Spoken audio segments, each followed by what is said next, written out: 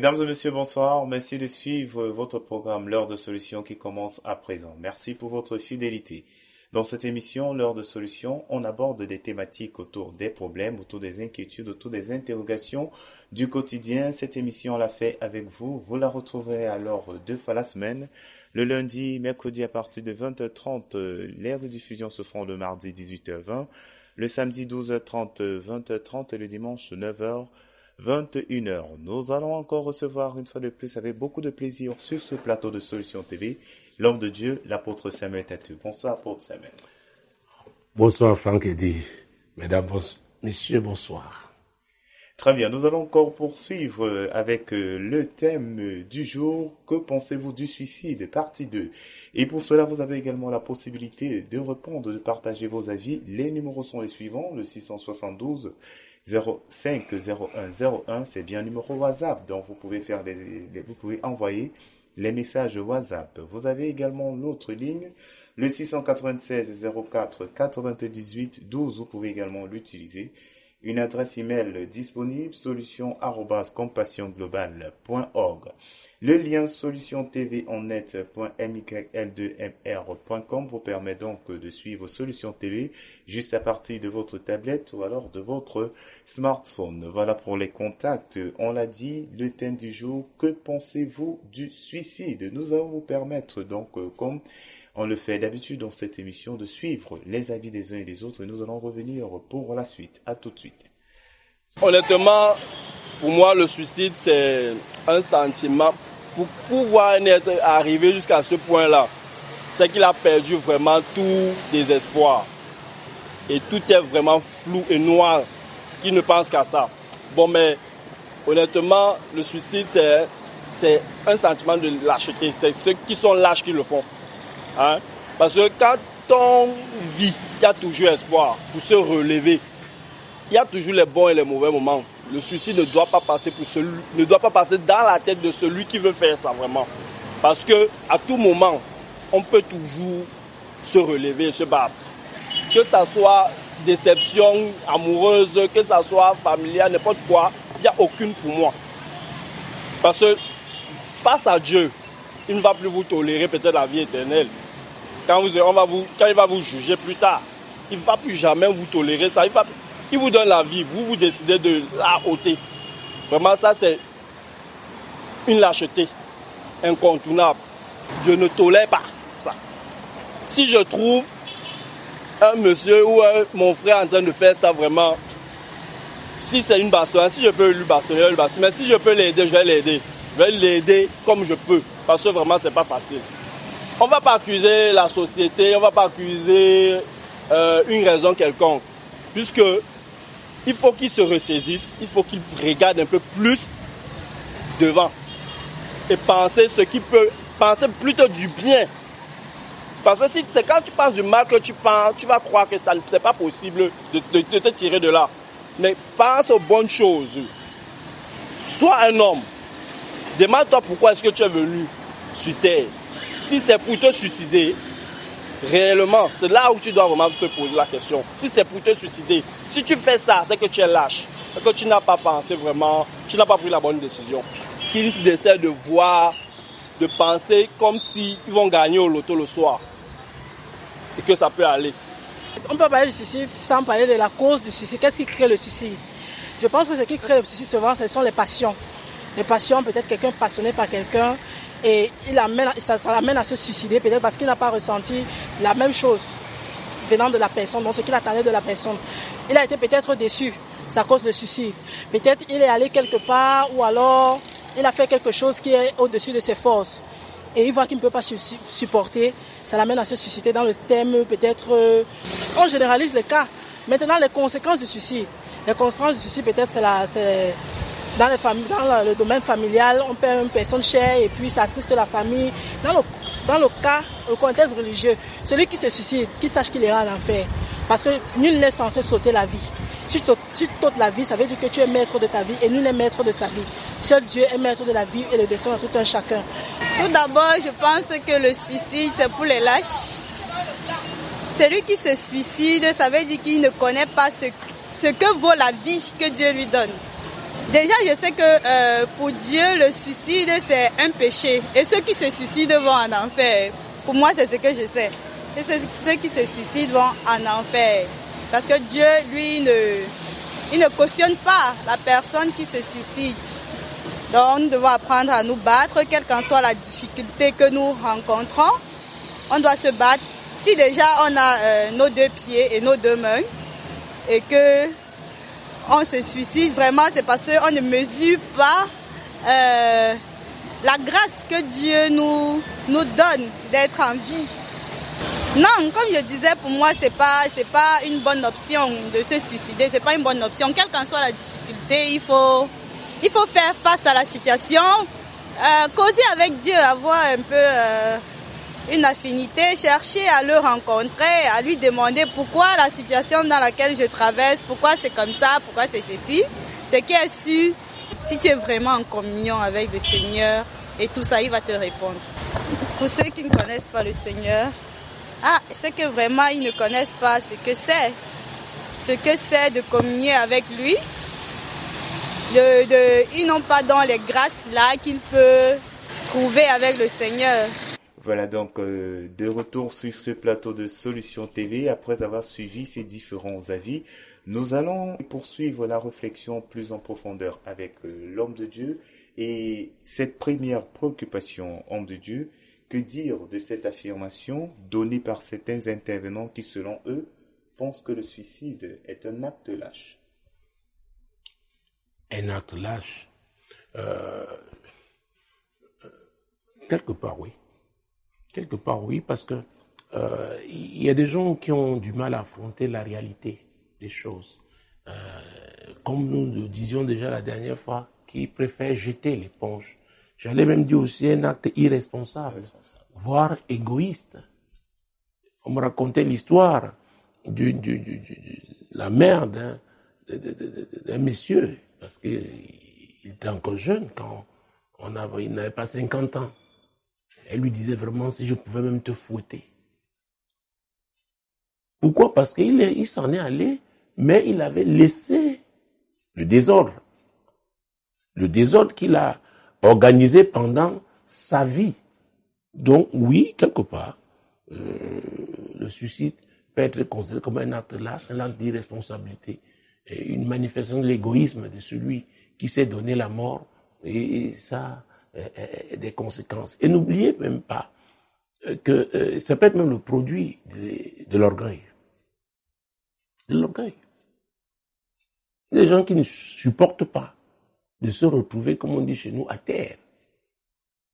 Oui, du niveau où ils étaient, de leur piédestal, ils se retrouvent comme ça, se disent non, c'est insupportable. Donc ils ne pensent qu'à eux. Et parfois même, il peut arriver que ce soit eux qui aient, n'est-ce pas, organisé. À vrai dire, ils sont la conséquence de ce qu'ils ont créé eux-mêmes. Vous savez, puisque ça me fait penser à ce type d'acte, ce type de personnes orgueilleuses, la Bible dans 2 Samuel, prenons l'histoire d'un homme. 2 Samuel chapitre 15, verset 12. 2 Samuel chapitre 15, verset 12. Pendant qu'Absalom offrait des sacrifices, il envoya chercher à la ville de Gilo Achitophel, le Gilonite, conseiller de David. La conjuration devint puissante et le peuple était de plus en plus nombreux auprès d'Absalom. Quelqu'un vint informer David et lui dit, « Le cœur des hommes Israël s'est tourné vers Absalom. » Et David dit à tous ses serviteurs qui étaient avec lui à Jérusalem, « Levez-vous, fuyons, car il n'y aura point de salut pour nous devant Absalom. Hâtez-vous de partir, sinon il ne tarderait pas à nous atteindre, et il nous précipiterait dans le malheur et frapperait la ville du tranchant de l'épée. » Ah, le roi David, un homme selon le cœur de Dieu, un homme qui avait été établi roi par Dieu, c'est Dieu qui l'a appelé au trône, mais a occupé ce trône, et le trône d'Israël à l'époque. Et c'est son fils, Absalom, qui conçoit donc, qui exécute ce coup d'État. Oui. Et il arrive à tirer vers lui Achitophel. Qui était Achitophel? C'était le principal conseiller de David. Et c'est ce personnage qui nous intéresse. Parce que David, quand il dit à ces gens de fuir, il savait qui était son fils Absalom. Absalom avait déjà tué son frère Amnon pour juger, pour, n'est-ce pas, lui faire payer le déshonneur, n'est-ce pas, qu'il avait fait subir à sa sœur utérine Tamar. Donc maintenant, c'est le trône qu'il visait. Et Achitophel, le principal conseiller donc de David, se joint à lui. Et la Bible déclare que la conjuration devint puissante. Et le peuple était de plus en plus nombreux auprès de qui? D'Absalom. David va s'enfuir. Alors la Bible parle d'Absalom au chapitre 16. Nous allons prendre un seul verset, mon Dieu, mon roi. Le verset 23. 2 Samuel chapitre 16, verset 23. Les conseils donnés en ce temps-là par Achitophel avaient autant d'autorité que si l'on eût consulté Dieu lui-même. Il en était ainsi de tous les conseils d'Achitophel, soit pour David, soit pour Absalom. Oh, vous voyez. Donc, Achitophel n'était pas n'importe qui. Donc, quand on le consultait, c'est comme si on avait consulté Dieu lui-même. Alors qu'il bascule, qu'il se retrouve dans le camp donc d'Absalom, David était véritablement en danger. Et c'est pourquoi, à vrai dire, oh mon Dieu, verset 14. Restons au chapitre. Nous sommes au chapitre 16, c'est ça? Oui, c'est chapitre 16. Chapitre 16. Donc, allons au chapitre 17. Verset 14. Absalom et tous les gens d'Israël dirent: le conseil de Hushai, l'Archien, vaut mieux que le conseil d'Achitophel. Or, l'Éternel avait résolu d'anéantir le bon conseil d'Achitophel afin d'amener le malheur sur Absalom. Il fallait que ce soit l'Éternel lui-même, qui décide d'anéantir le conseil d'Achitophel. Parce que ce conseil était terrible pour David. Si Absalom l'exécutait, il aurait tué David. Pour vous dire qui était Achitophel, comment il était puissant. Et David lui-même, la prière qu'il avait faite, c'était pour que l'Éternel annule les conseils d'Achitophel. Donc, Achitophel était le pire ennemi que David pouvait avoir à ce moment-là. Et Achitophel était tellement sûr de lui, et Absalom, le fils de David, sachant qui était Achitophel, dès qu'il l'a rallié, il était sûr qu'il s'établirait, n'est-ce pas, sur ce trône. Mais parce que David a prié, il a demandé à Dieu d'annuler, d'anéantir les conseils d'Achitophel, et il a utilisé qui? Hushai, non pas assez de temps. Hushai aussi était un conseiller d'une autre catégorie, une catégorie inférieure à David, ami de David, mais fidèle à David. Et David l'a donc envoyé du côté d'Absalom. Donc quand Absalom, n'est-ce pas, a vu Hushai, il était même étonné qu'Hushai ait abandonné son père pour le rejoindre, n'est-ce pas, dans sa besogne, n'est-ce pas, sale besogne. Et quand il s'est compris que Hushai était donc avec lui, alors que Hushai était l'envoyé de David. Et c'est Hushai que Dieu a utilisé pour anéantir le conseil d'Achitophel. Et qu'est-ce qui va arriver à Achitophel, mon Dieu, mon roi? Parce qu'il aura donné ce conseil à David, à Absalom, autant pour moi, à Absalom, Hushai ayant annulé, ayant prouvé que ce conseil n'était pas le bon, parce que Dieu était avec lui. Dieu voulait ramener David. Prenons donc nous sommes au chapitre 17, c'est ça? Oui, tout à fait. Très bien. Alors, prenons à partir du verset 22-23. David et tout le peuple qui était avec lui se levèrent et ils passèrent le Jourdain. Prenons à partir du verset 21. Après leur départ, Achimath et Jonathan remontèrent du puits et allèrent informer le roi David. Ils dirent à David, levez-vous et hâtez-vous de passer l'eau, car Achitophel a conseillé contre vous telle chose. David et tout le peuple qui était avec lui se levèrent et ils passèrent le Jourdain. À la lumière du matin, il n'y en avait pas un qui fût resté à l'écart, pas un qui n'eût passé le Jourdain. Achitophel, voyant que son conseil n'était pas suivi, sella son âne et partit pour s'en aller chez lui dans sa ville. Il donna ses ordres à sa maison et il s'étrangla. Et il s'étrangla. Ça veut dire quoi? Il s'est suicidé. Il s'est suicidé. Or, c'est très important. J'ai parlé de David qui avait prié, demandant à Dieu d'annuler les conseils d'Achitophel. Prenons 2 Samuel chapitre 15, nous revenons à 2 Samuel, verset 31. On vint dire à David, Achitophel est avec Absalom parmi les conjurés. Et David dit, Ô Éternel, réduis à néant les conseils d'Achitophel. Si Achitophel reste avec Absalom et qu'Absalom applique les conseils d'Achitophel, je suis mort. Je ne pourrai pas. Éternel anéanti. Et c'est au même moment, juste après, vous verrez qu'au verset 32, quelque chose va se passer, où Shai va entrer dans la danse. Lorsque David fut arrivé au sommet, où il se prosterna devant Dieu, voici Uchai, l'Archien, vint au-devant de lui, la tunique déchirée et la tête couverte de terre. Oui. David lui dit, si tu viens avec moi, tu me seras à charge. Et au contraire, tu anéantiras en ma faveur les conseils d'Achitophel, si tu retournes à la ville, et que tu dises à Absalom, Ô roi, je serai ton serviteur. Je fus autrefois le serviteur de ton père, mais je suis maintenant ton serviteur. Alors, Achitophel, l'homme sûr de lui, orgueilleux, il n'a pas supporté Hushai qui va rejoindre Absalom pour le compte de David, qui anéantit son conseil. Il n'a pas pu supporter ça. L'orgueil là, il s'est suicidé. Voilà un cas de suicide dans la Bible. Le suicide ne date pas d'aujourd'hui.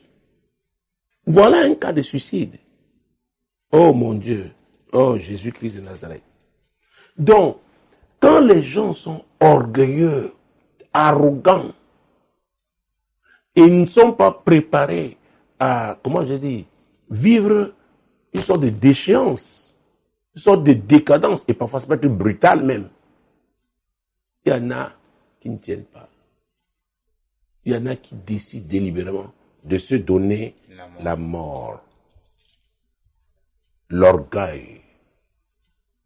Ils se surestiment. Ils sont au-dessus de tout le monde. Ils ne peuvent pas vivre certaines choses. Non, c'est insupportable. Ils se donnent la mort. Alors la question était de savoir si le suicide est un acte lâche. Si c'est un acte lâche. J'ai dit, oui. Il y a, quand quelqu'un refuse vraiment d'assumer, oui, d'affronter la réalité, même si elle ne lui est pas agréable. Parce qu'au départ, on vit à l'Éternel la terre, c'est qu'elle renferme le monde et ceux qui l'habitent. Donc la vie de l'homme n'est pas à lui. L'homme a un créateur. C'est l'Éternel qui nous a créés pour un but. Donc on peut s'être trompé. Maintenant, s'il faut affronter les conséquences, on peut avoir péché. On doit avoir le courage de les affronter. En sachant que Dieu ferait un chemin pour cela. C'est très important. Parce que ceux aussi qui se donnent la mort comme ça, n'est-ce pas, de façon irresponsable, parce que c'est devenu insupportable. Moi, je pense quelque part, c'est parce qu'ils ne savent pas qui est Dieu. La Bible dit que la miséricorde de Dieu dure à toujours. Et nous sommes chargés, n'est-ce pas, de véhiculer ce message. Vous pouvez avoir été le plus méchant de la terre, mais l'Éternel est Dieu. Si à un moment donné, vous réalisez que vous avez péché, vous le regrettez et que vous vous tournez vers le Seigneur, il a dit qu'il ne mettrait pas à la porte quiconque, n'est-ce pas, viendra à lui. C'est ce qu'il a dit. Donc, Achitophel, comme venons le voir, il a dit préfère la mort. Et nous avons vu que ceux qui se suicident, ils répondront de leurs actes. Et c'est une damnation, c'est l'enfer, que ce soit très clair. Aucune prière ne va changer ça. Aucune. Parce que quand nous lisions donc la dernière fois, Hébreux chapitre 9, verset 27, et où il est dit, il est réservé aux hommes de mourir une seule fois. Après quoi viendra le jugement. Donc c'est pendant qu'on est en vie qu'on décide d'où on passera l'éternité. Avec le Seigneur ou en enfer. Ah oui, il faut le savoir. Donc, ceux-là donc, qui posent ça et on qualifie de lâcheté, d'irresponsable, d'égoïste, peut-être croient qu'ils se libèrent. Mais à vrai dire, l'enfer n'est pas un lieu où il faut être. Parce qu'on va souffrir toute l'éternité. Donc on croit s'être libéré de ce monde, mais on ouvre la voie à la souffrance éternelle. C'est pourquoi nous sommes là pour dire aux gens, quel que soit ce qui vous arrive, avec Jésus, Jésus est la solution. Vous savez, quand j'ai visité le Rwanda,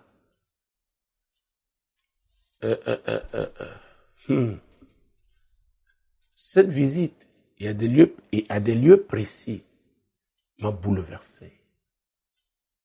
Et j'ai rencontré des gens qui avaient tout pour jeter l'éponge, pour se donner eux-mêmes la mort, mais qui ont trouvé par la grâce de Dieu, n'est-ce pas, les ressources pour vivre. Et ça, ce n'est que Dieu qui puisse le faire. Il n'y a que Dieu. Il y a des gens dont les familles ont été massacrées. Il n'y a que Dieu. Je me suis retrouvé dans des nations comme ça. Oh mon Dieu, mon roi. Vous savez, après l'apartheid, l'Église a eu des problèmes. Je sais de quoi je parle parce qu'on m'a posé ces problèmes à Johannesburg et notamment à Soweto. J'étais invité à une conférence. Après, j'ai visité le musée de l'apartheid. J'ai visité un orphelinat particulier. Et je me souviens, quelqu'un qui disait, ces gens qui ont pratiqué l'apartheid, ils avaient aussi la Bible. Oui. Et ce monsieur se posait la question de savoir, est-ce que c'est le même Dieu? Comment nous pouvons aimer des gens qui nous ont fait souffrir parce que lui, il avait perdu ses parents. Je vais rencontrer la sœur aînée, n'est-ce pas, de ce jeune garçon, ce qui s'était passé en 1976. Elle travaille, c'est pas si elle y est encore, mais elle travaille dans le musée de l'apartheid. Elle m'a dit, révérend, cette photo, c'est mon petit frère, c'est moi qui suis là. Donc, des gens qui ont été meurtris, qui ont souffert dans leur chair. Comment rebondir? C'est vrai, les psychologues font un travail magnifique. Mais il y a une dimension qui est au-dessus du psychologue. Nous avons besoin des psychologues. Et cette autre dimension au-dessus d'eux, nous avons besoin des psychiatres. Mais cette dimension au-dessus d'eux, c'est le Seigneur. C'est pourquoi j'ai cité ce que Jésus a déclaré, n'est-ce pas, lorsqu'il proclamait solennellement son ministère, ce qu'il est venu faire. C'est dans Luc chapitre 4. Luc chapitre 4, versets 18 et 19. C'est très important de faire passer ce message. L'Esprit du Seigneur est sur moi, parce qu'il m'a oint pour annoncer une bonne nouvelle aux pauvres. Il m'a envoyé pour guérir ceux qui ont le cœur brisé, pour proclamer aux captifs la délivrance et aux aveugles le recouvrement de la vue, pour renvoyer libres les opprimés, pour publier une année de grâce du Seigneur. Ah, il y a plusieurs sources quand on parle de rencontrer un opprimé. Mon Dieu, mon roi, chacun a son histoire. Je me souviens en 2003, j'étais le dernier prédicateur qui était arrivé à cette conférence, dont on m'a donné les sessions qui restaient pour les 2 jours. J'ai fini mes sessions et maintenant, l'église, la ville, cette grande église qui a abrité cette conférence, m'a demandé de conduire le culte du dimanche. Je me souviens quand je venais de finir, et il y avait un monsieur il avait plus de 2 mètres. Il était un Soudanais, un Noir. Il m'a dit, vous attendez que nous mourons. Vous venez ici au Kenya parce que c'est bien, c'est beau. On vous loge dans de beaux hôtels. Mais nous sommes en train de mourir. C'était terrible. Je n'ai pas su quoi répondre. Un homme amaigri, grande taille. Et pour ce type de blessure, il n'y a que Jésus. Il n'y a que Jésus. L'évangile, Peter Petrus nous a raconté une histoire en 98. Comment il allait faire une croisade d'évangélisation au Mozambique. À l'époque, il y avait des problèmes au Mozambique. Non, en Angola, autant pour moi. Et c'est comme ça, ils se sont retrouvés dans une région, n'est-ce pas, où il y avait des troubles. Et on a commencé à tirer sur le camion qui transportait les instruments de musique et tout ça. Et ils ont traversé. Ils ont pu par la grâce traverser. Et ils sont allés au lieu. Ils devaient avoir cette croisade. Ils ont tenu la croisade et ces ouvriers sont allés donner des cadeaux dans un orphelinat. Finalement, ils ont été tellement touchés qu'ils ont établi un missionnaire là-bas qui devait être comme l'aumônier de cet orphelinat. Et il nous raconte que ce missionnaire avait tout fait pour qu'un enfant, il n'arrivait pas à sourire. Il ne parlait pas, il regardait les gens fixes. Quand il lui arrivait à manger, il mangeait un peu, il regardait. Il était comme devenu, bref, il avait été traumatisé. Qu'est-ce qui était arrivé à cet enfant? Son père était allé, à l'époque, l'Angola à l'époque, il y avait une zone terrible, était allé pour trouver, n'est-ce pas, de quoi manger à la famille. On l'a tué.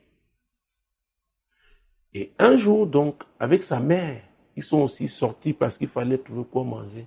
Ils ont sauté sur une mine. La mère est tombée, morte de champ, mais lui, il a été déchiqueté. Les intestins étaient dehors. On a pu le ramener. Pendant des mois, on s'est battu, n'est-ce pas, pour le ramener à la vie. Finalement, il a pu survivre. Mais il ne parlait pas. Les enfants jouaient, ne jouaient pas. Et ce missionnaire a présenté sa situation à Dieu. C'est Jésus qui a dit qu'il est oint pour guérir les cœurs brisés. Et un jour, l'Esprit de Dieu, donc, pendant, n'est-ce pas, un message adressé à ses enfants là un dimanche, l'Esprit de Dieu a touché cet enfant. Il a commencé à pleurer. Et sa vie a changé ce jour-là. Il avait une prothèse parce qu'il avait perdu un pied et il avait des béquilles. Il a commencé à jouer comme tout autre enfant parce que Jésus avait guéri son cœur brisé. Je ne peux pas vous dire. Vous savez, les gens pensent que c'est du côté de l'Occident qu'on aime bien, c'est l'Eldorado. Mais vous rencontrez des gens qui sont désespérés, qui ont ce que nous envions ici, mais qui ont perdu le goût de vivre. Et ça me rappelle l'histoire de cette femme directeur financier d'une très grande compagnie aérienne. Très grande. Mais s'est retrouvé dans une situation terrible. Vous demandez, avec un tel salaire, avec tout ce que, socialement, les gens ont envie, comment se retrouver plongé comme ça? La vie. Nous avons parlé d'inondations et de torrents. Dans Luc 6, l'autre jour, 47 à 49, quand nous parlions, n'est-ce pas, des deux bâtisseurs, l'un qui avait creusé profondément, avait bâti sa maison sur le roc, et l'autre qui avait bâti sur du sable. Alors, pour certains, c'est l'argent. Mais un beau jour, ils se rendent compte que l'argent, là, ne peut pas les aider. C'est comme du sable. Tout ce qu'ils ont, leur projet de vie, rasé comme ça. Il y a des gens qui ne sont pas remis des déceptions amoureuses. Il y en a qui ne sont pas remis de la perte d'un être cher. Il y en a qui ne sont pas remis d'une faillite dans les affaires. Mais je suis là pour dire, parce que la Bible dit dans Hébreux 13, verset 8, Jésus est le même hier, aujourd'hui et éternellement. Donc, quel que soit ce qui vous arrive, non, vous n'êtes pas autorisé à vous donner la mort. Avec Jésus, tout est possible. Marc chapitre 10, verset 27. Marc chapitre 10, verset 27. Jésus leur regarda et dit, « Cela est impossible aux hommes, mais non à Dieu, car tout est possible à Dieu. » Tout est possible à Dieu. Donc, il ne faut pas jeter l'éponge. Il ne faut pas se décourager. Non. Non. Tout est possible. Donc, mon séjour au Rwanda, il y a cela quelques années, m'avait fait méditer profondément. J'ai vu comment Dieu peut tenir la main d'un peuple pour le relever. Et vous savez, depuis l'Ancien Testament d'ailleurs, prenons le livre d'Ésaïe. Parce que pendant que nous parlons, il peut y avoir des gens qui sont sur le point de se donner la mort. Non! Non, si vous me regardez en ce moment et vous êtes désespéré, vous dites que la vie n'a plus de sens pour vous, je suis là pour vous dire, Jésus est la solution. Ne jetez pas l'éponge. Vous savez, quand vous êtes dans votre coin, le diable essaie de vous faire croire que vous êtes le plus malheureux de la terre. C'est faux. C'est faux. Oh mon Dieu. D'ailleurs, commençons même par Proverbe. Proverbe chapitre 3, avant Ésaïe. Proverbe chapitre 3, versets 5 et 6. Confie-toi en l'Éternel de tout ton cœur et ne t'appuie pas sur ta sagesse.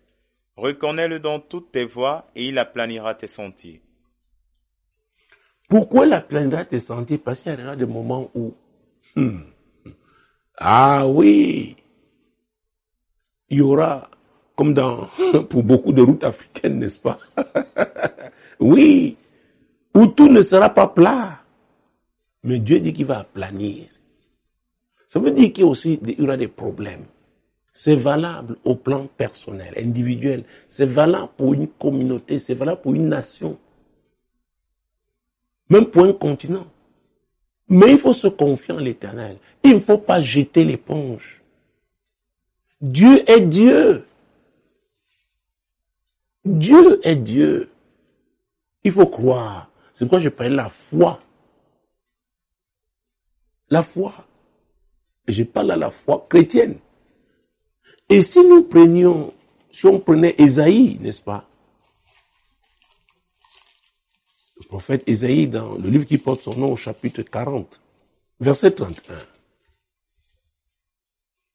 Mais ceux qui se confient en l'Éternel renouvellent leur force. Ils prennent le vol comme les aigles, ils courent et ne se lassent point, ils marchent et ne se fatiguent point. Voilà. Ceux qui se confient en l'Éternel. pas en leur argent, pas en leur... Oh mon Dieu, dans la Bible dit dans Jérémie que maudit à celui qui place sa confiance en l'homme. Parce que l'homme peut vous dire oui à midi, le matin, vous dit peut-être à midi, et vous dit non le soir. Quelqu'un disait que l'homme est ondoyant et divers. Oui. Donc, nous devons placer notre confiance qu'en l'Éternel. C'est en Dieu.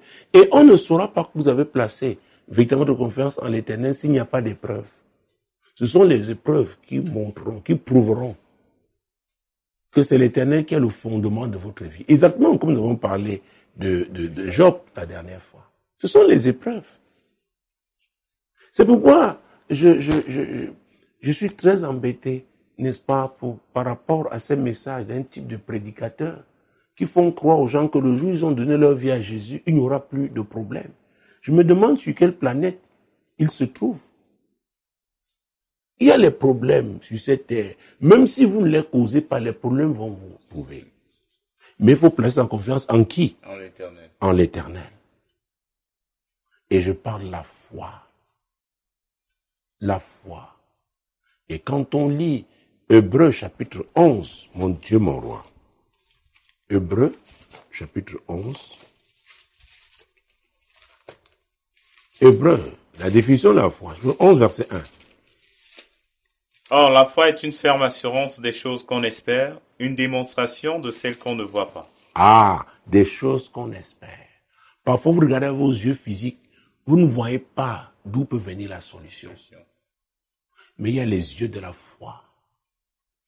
C'est pourquoi nous avons lu Éphésiens 2, versets 8 et 9, la dernière fois, pour dire que, mon Dieu, le salut est une affaire de grâce au moyen de la foi, et non par les œuvres. Parce que par les œuvres, le jour où vous perdez vos moyens, vous perdez votre foi. Mais comme la foi est une affaire de grâce, personne n'a ce mérite.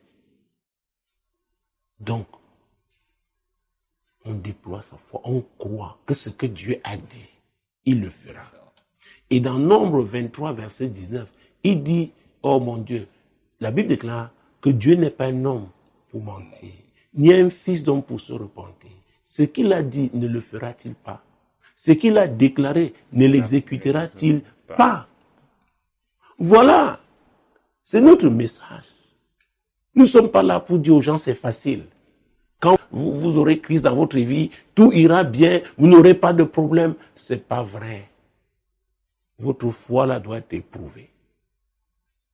Et c'est pourquoi Jésus a dit, celui qui persévérera jusqu'à la fin. Alors ceux qui dont jettent l'éponge, n'est-ce pas, se découragent, refusent d'assumer, d'affronter, n'est-ce pas, certaines réalités qui peuvent être cruelles. Ils refusent de persévérer. Et Jésus est là pour nous aider à persévérer. Parce que lui aussi a persévéré. Il connaît ce monde. Il a été ici, n'est-ce pas, sous la forme humaine. C'est lui. Donc, à vrai dire, c'est l'Église qui a ce message crédible. Ce message qui fait face, n'est-ce pas, aux tentatives de suicide. Non, la parole de Dieu, n'est-ce pas, est une nourriture qui nous permet de résister à cette tentation qui est diabolique. Personne ne doit jeter l'éponge. Et au verset 6 du jour Hébreux 11, la Bible dit, sans la foi... Or, sans la foi, il est impossible de lui être agréable. Ah, sans la foi, il est impossible de lui être agréable. Et si on va au chapitre 10, ça dit que le chapitre d'avant, Hébreux chapitre 10, juste avant le chapitre 11, versets 37 et 36. Car vous avez besoin de persévérance, afin qu'après avoir accompli la volonté de Dieu, vous obteniez ce qui vous est promis. Encore un peu de temps, celui qui doit venir viendra et il ne tardera pas. Nous avons encore besoin de quoi? De la persévérance. Dieu est fidèle. Nous devons persévérer. Quel que soit ce que nous connaissons comme problème, nous avons un appui sur ceux-là qui ont fait le choix, parce que c'est un choix. Ah oui, je suis là parce que j'ai choisi de suivre Jésus. Lui qui, sur cette terre, a payé le prix. Il a payé le prix. Il allait jusqu'à la croix, la mort à la croix, pour notre salut. Donc il n'y a que lui qui puisse véritablement nous aider à persévérer. Vous savez, il y a une histoire dans la Bible, Jean chapitre 5. Alors, Jean chapitre 5. Jean chapitre 5, mon Dieu, mon roi. On va lire rapidement verset 2 suivant. Or, à Jérusalem, près de la porte des brebis, il y a une piscine qui s'appelle en hébreu Bethesda et qui a 5 portiques. Sous ces portiques étaient couchés en grand nombre des malades, des aveugles, des boiteux, des paralytiques qui attendaient le mouvement de l'eau. Car un ange descendait de temps en temps dans la piscine et agitait l'eau. Et celui qui y descendait le premier, après que l'eau avait été agitée, était guéri, quelle que fût sa maladie. Là se trouvait un homme malade depuis 38 ans. Jésus l'ayant vu coucher et sachant qu'il était malade depuis longtemps, lui dit, « Veux-tu être guéri ?» Le malade lui répondit, « Seigneur, je n'ai personne pour me jeter dans la piscine quand l'eau est agitée. Et pendant que j'y vais, un autre descend avant moi. » Vous voyez ça? Voilà quelqu'un qui était là au bord de cette piscine pendant 38 ans. Vous rencontrez quelqu'un qui a une migraine depuis 3 mois. Je ne dis pas que la migraine n'est pas une maladie, ça fait très mal. Donc, vous voyez quelqu'un qui, je sais pas, il fait son palu depuis 2 jours, il met tout le monde. Je ne dis pas que le palu ne tue pas. Mais pour dire que il y a des gens qui ont souffert dans ce monde. Il est resté là pendant 38 ans. 38 ans. Vous voyez quelqu'un qui a le panari, ça fait très mal. Mais il veut que tout s'arrête à cause de lui. 38 ans. Je ne sais pas à quel âge il s'est retrouvé là. Un homme. Donc, s'il avait 20 ans, quand il se retrouve là, donc il en avait combien? 58. 38 années de sa vie. Et la Bible dit que le Seigneur savait qu'il était là. Jésus savait qu'il était là depuis 38 ans. Vous savez, peut-être pour avoir rencontré des gens qui ont souffert, et je peux parler comme ça, mais je suis étonné quand les gens s'agitent pour un certain nombre de problèmes. Quelqu'un parce que il n'a pas mangé la viande, il n'y a pas la viande dans son repas, il y a des endroits, je me souviens, je ne veux pas citer cet événement pour ce pays-là à l'époque, les gens mangeaient les lézards crus.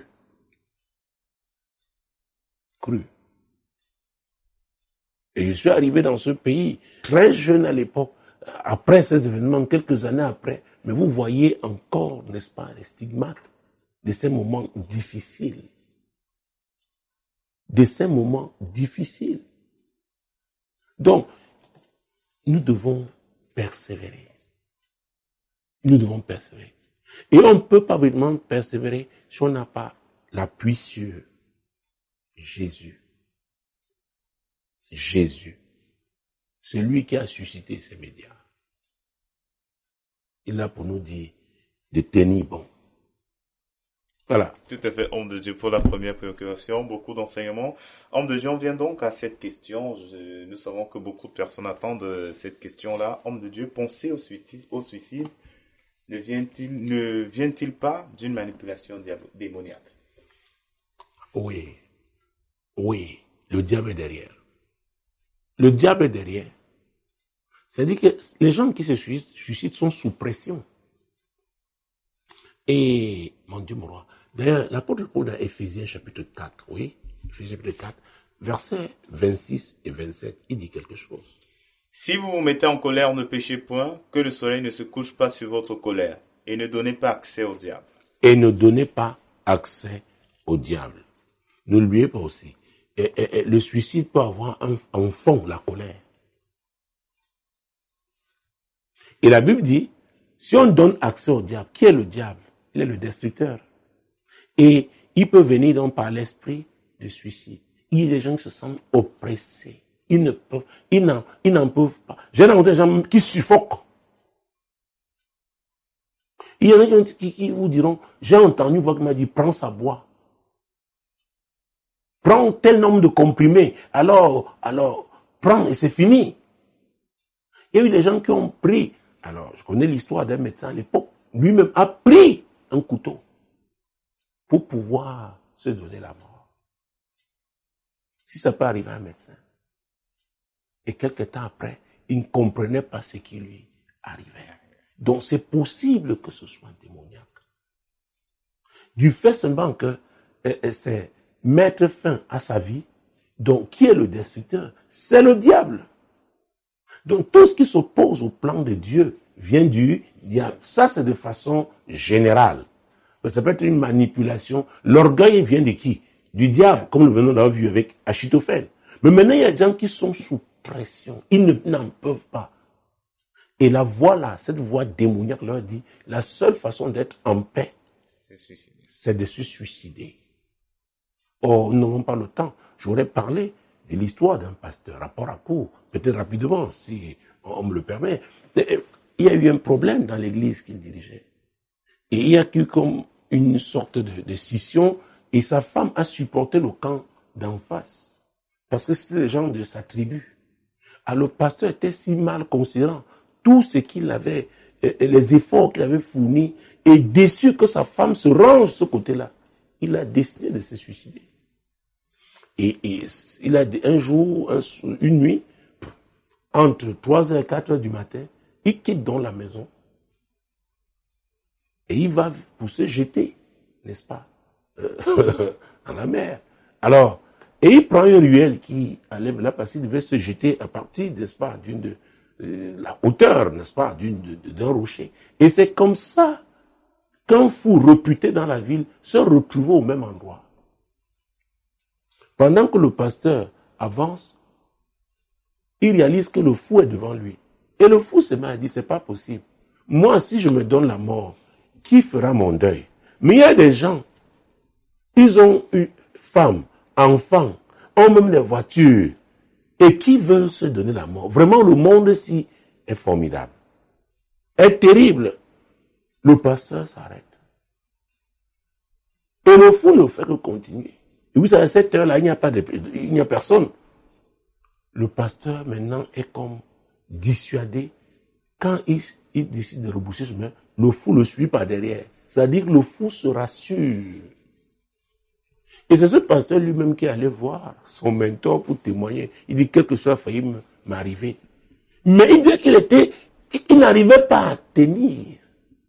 Alors, c'est pourquoi quand vous avez ce genre de cas, allez même faire la cartographie spirituelle à la personne. Vous risquez de ne pas être étonné qu'il vient d'une famille où il y a des suicides. Et c'est l'esprit-là qui, à un moment donné, se rend maître de lui. Nous connaissons l'histoire de cet homme quand la Bible parle dans Marc chapitre 5. Marc chapitre 5, verset 1. Ils arrivèrent à l'autre bord de la mer, dans le pays des Gadarénéens. Aussitôt que Jésus fut hors de la barque, ils vinrent devant de lui un homme sortant des sépulcres et possédé d'un esprit impur. Cet homme avait sa demeure dans les sépulcres et personne ne pouvait plus le lier, même avec une chaîne. Car souvent il avait eu les fers aux pieds et avait été lié de chaînes, mais il avait rompu les chaînes et brisé les fers et personne n'avait la force de le dompter. Alors, ce passage répond clairement, n'est-ce pas, à cette question. C'est une manipulation démoniaque. Cet homme n'avait plus de vie. Il vivait dans les sépulcres et sur les montagnes. Donc, les démons qui l'amenaient à prendre des pierres pour se blesser pouvaient le pousser aussi à se suicider. Donc, il y a des suicides d'origine démoniaque. Parce que j'ai tenu à insister sur la persévérance avant de finir par là. Il y a des suicides d'origine démoniaque. C'est très important. Un médecin, à l'époque, a connu, est passé par là, a failli lui-même se donner la mort avec un couteau. Et après, il a regretté. Donc, pour vous dire que tout le monde peut se retrouver dans cette situation-là. Avait dit, c'est un état de fragilité qui ouvre les portes. Et quand on donne accès au diable, selon Éphésiens chapitre 4, versets 26 et 27, alors le diable entre, il peut entrer par l'esprit de suicide. Et il va se jeter, comme le pasteur qui a failli, n'est-ce pas, se donner la mort à cause de cet esprit-là. Je crois que j'ai pu répondre à cette question. Oui, donc nous allons souffler un moment et nous reviendrons, n'est-ce pas, pour la dernière partie de ce programme.